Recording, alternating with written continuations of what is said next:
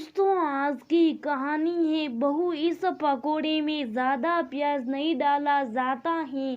दोस्तों, कहानी शुरू करने से पहले अगर हमारे चैनल को सब्सक्राइब नहीं किया हो तो कर लीजिए ताकि आपके पास पहुंचे हर रोज नया वीडियो। शाम के 7 बज रहे थे। अरुणा सबके लिए कुछ नाश्ता बना रही थी। अचानक से उसके पति अनमोल आए और बोले, अरे इस पकोड़े में ज्यादा प्याज नहीं डाला जाते, क्या करती हो? अरुणा बोली, मैं तो ऐसे बनाती हूँ, एक बार खाकर तो देखिए। हॉल में बच्चे और सास ससुर अरुणा का इंतजार कर रहे थे। जैसे अरुणा चाय और पकोड़े लेकर आई, अनमोल बोले, इसे कुछ भी समझाओ पर अपने मन की करती है। सास बोली, तू किचन में जाता है क्यों है? तेरे पापा की भी यही आदत थी जो मुझे बिल्कुल पसंद नहीं थी।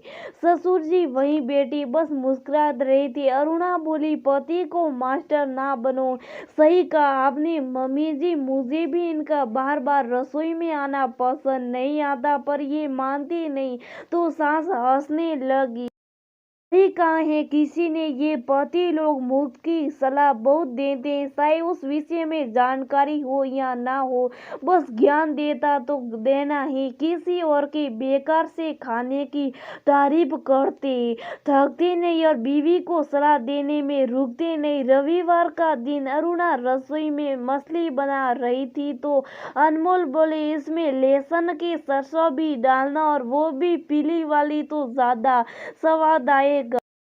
गर्मी का दिन था, काम से अरुणा परेशान थी, ऊपर से ये मास्टर जी का ज्ञान। वो बोली, अगर आपको अपने हाथों की बनी मछली खानी है तो बनाओ ना, मुझे भी थोड़ा आराम मिले। अनमोल बोले, हाँ हाँ तो इसमें क्या है, चलो हटो, तुम्हें क्या लगता है मैं नहीं बना सकता? तुमसे अच्छा ही बना लूंगा। और वो बनाने लगे, तभी अरुणा की काम वाली बोली, अभी मेरा काम हो गया, मैं शाम में नहीं आऊंगी, अब कल ही आऊंगी। और वो चली गई। इधर अनमोल ने मछली तो बनाई, साथ ही साथ पूरे रसोई का भूगोल ही बदल डाला। इतने बर्तन और गंदगी फैलाई कि पूछो मत। सबने मछली खाई और तारीफ भी की। तो अरुणा बोली, मानती हूँ आपने अच्छी बनाई, पर क्या मैं ऐसी नहीं बनाती हूँ?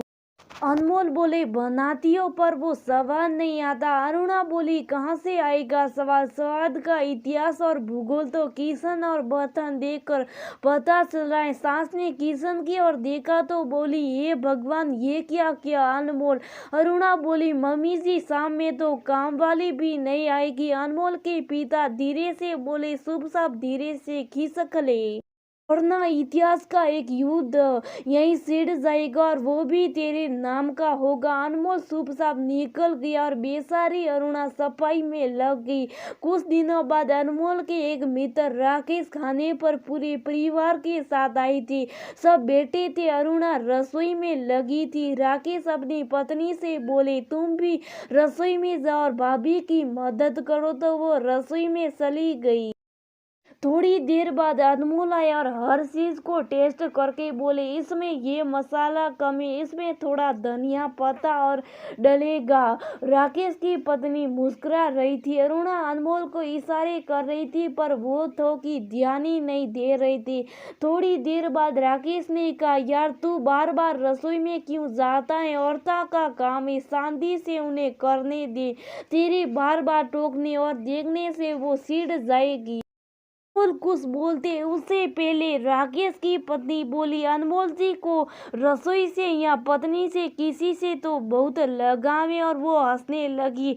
सबके जाने के बाद जब अरुणा रसोई में सब समेट रही तो फिर अनमोल आए और बोले, क्या क्या बसाएं? अरुणा बोले, अब ये भी आपको जानना है? अनमोल बोले, मैं तो बस पूछ रहा हूँ कि कुछ बर्बाद ना। और चले गए। रोज अनमोल के ऑफिस की मीटिंग हो रही थी, उसमें सभी अपना अपना अनुभव बांट रहे थे। पीछे से अरुणा अनमोल से बोली, आपको इस बात पर यह कहना सही था, बार बार उस कमरे में आती और कभी अलमारी खोलती तो कभी कुछ करती थी। अनमोल ने जैसे तैसे मीटिंग खत्म कर दी और बाहर जाकर अरुणा से बोले, तुम क्या बार बार मुझे ज्ञान दे रही थी? मेरा काम तुम मुझे सिखा रही थी।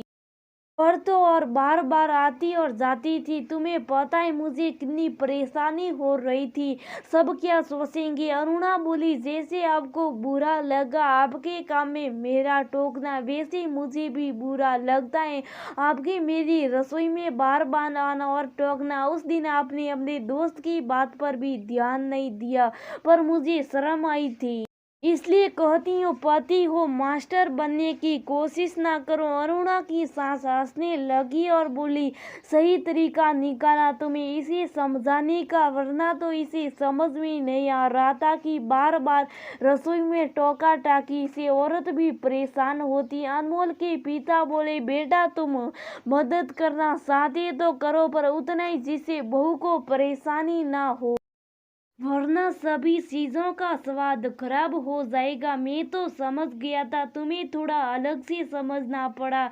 बहू को सब हंसने लगी तो अनमोल को भी अपनी गलती का एहसास हुआ और वो भी मुस्कुराने लगे। अगले रोज सुबह अरुणा चाय बना रही थी। अनमोल जगे और आदत के अनुसार फिर किचन की तरफ मुड़े। सब उन्हें देख रहे थे। अनमोल बोले, कल की सीख याद है मुझे, मैं तो बस पानी पीने आ रहा था। सब हंसने लगे। बाद में भी अनमोल अपनी आदतों के कारण रसोई में जाते रहते थे। जब अरुणा उन्हें आंखें दिखाती तो उन्हें याद आता था कि वो पति बने मास्टर